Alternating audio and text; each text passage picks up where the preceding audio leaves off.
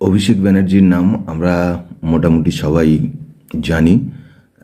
শুধু পশ্চিমবঙ্গে না, ভারতবর্ষে লাস্ট যদি 10 থেকে 15 বছরের পলিটিক্স নিয়ে আলোচনা করা যায়, সেখানে যে সব নতুন নেতাদের নাম উঠে এসছে তার মধ্যে একজন হলো অভিষেক ব্যানার্জি। কিন্তু এই নেতার এগেনস্টে প্রচুর অ্যালিগেশন আছে, বহু তদন্ত চলছে, যেখানে তাকে বারবার ইডি সিআইডি ডেকে পাঠাচ্ছে।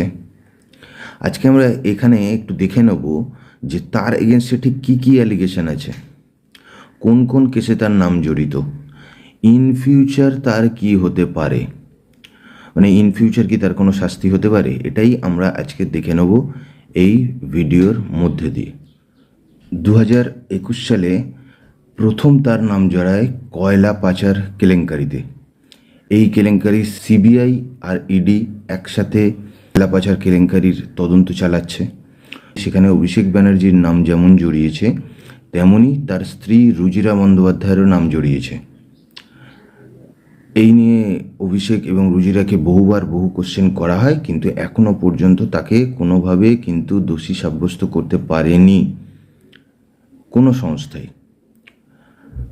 এবং তিনি প্রত্যেকবার বলে এসছেন যে এটা হলো রাজনৈতিক ষড়যন্ত্র। 2022 সালে আর এক কেলেঙ্কারিতে তার নাম জড়ায়, সেটা হচ্ছে গরু পাচার কেলেঙ্কারি।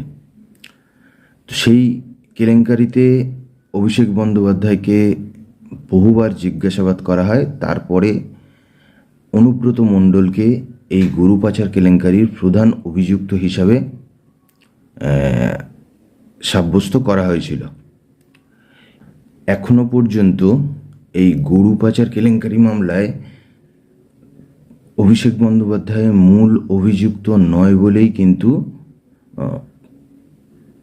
প্রমাণিত হয়েছে। 2023 সালে শিক্ষক নিয়োগ মামলায় অভিষেক বন্দ্যোপাধ্যায়ের নাম জড়ায়। ইডি এবং সিবিআই দুজনেই এই মামলার তদন্ত করছিল। তো এই মামলার তদন্তে তৃণমূল কংগ্রেসের বহু নেতানেত্রীর নাম সামনে এসেছিল, কিন্তু শেষ পর্যন্ত অভিষেক ব্যানার্জিকে কোনোভাবেই দোষী সাব্যস্ত করতে পারেনি এবং তিনি দাবি করেছেন যে এই মামলায় তিনি ইডি এবং সিবিআইকে সহযোগিতা করছেন। 2024 এবং 25 সালে নতুন কোনো মামলা সেইভাবে না হলেও বহু সময় বহু মামলায় অভিষেক বন্দ্যোপাধ্যায়কে তলব করা হয়েছে এবং তিনি এবং তার দলের তরফ থেকে বারবার বলা হয়েছে যে অভিষেক বন্দ্যোপাধ্যায় নির্দোষ এবং প্রত্যেকবারই রাজনৈতিক প্রতিহিংসা মেটানোর জন্য বিরোধী পক্ষরা উদ্দেশ্য প্রণোদিতভাবে এই সরকারি সংস্থাগুলিকে তার বিরুদ্ধে, অর্থাৎ অভিষেক বন্দ্যোপাধ্যায়ের বিরুদ্ধে ব্যবহার করছে। কারণ তারা এখনো পর্যন্ত যেহেতু কিছু বা কোনোভাবে অভিষেক বন্দ্যোপাধ্যায়কে দোষী বলে সাব্যস্ত করতে পারেনি। 2026 সালে একটি নতুন মামলা তার বিরুদ্ধে হয়, সেটা হচ্ছে বিধায়কদের স্বাক্ষর জালিয়াতি মামলা।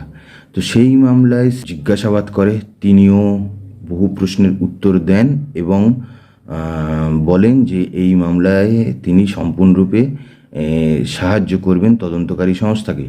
কিন্তু এখনও পর্যন্ত কোনোভাবেই তদন্তকারী সংস্থা তাকে দোষী সাব্যস্ত করতে পারেনি এবং তিনি অন্তর্বর্তীকালীন জামিন নিয়েছেন এই পার্টিকুলার মামলায় কলকাতা হাইকোর্টের কাছ থেকে। তাহলে আমরা খুব সংক্ষেপে বুঝলাম, মানে অভিষেক বন্দ্যোপাধ্যায় এখনও পর্যন্ত কোনো মামলাতেই গ্রেপ্তার হননি।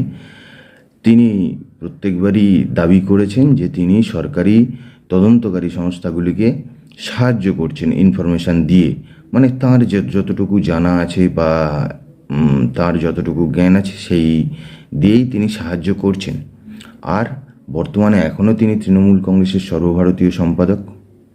এখনও পর্যন্ত তাকে কোনোভাবে কোনো কেসেই কিন্তু কোনো মামলাতেই সরাসরিভাবে দোষী সাব্যস্ত করতে পারেনি কোনো সংস্থা। এইসব কেসের ভবিষ্যৎ কিন্তু নির্ভর করছে ভবিষ্যতে তদন্তকারী সংস্থা যেভাবে তদন্ত করবে আর প্রতি প্রকৃতির ওপরে, এবং আদালত যে সিদ্ধান্ত দেবে, তো তার উপরেই বেশ করে কিন্তু অভিষেক ব্যানার্জির আদৌ শাস্তি হবে কি হবে না সেটা সম্পূর্ণভাবে নির্ভর করবে। কারণ তিনি দোষী সাব্যস্ত হলে তাকে নিশ্চয়ই শাস্তি দেবে কোর্ট, আর দোষী যদি তদন্তকারী সংস্থা না প্রমাণ করতে পারে তাহলে হয়তো কোনো দিনই তাকে কোনোভাবেই শাস্তি দিতে পারবে না।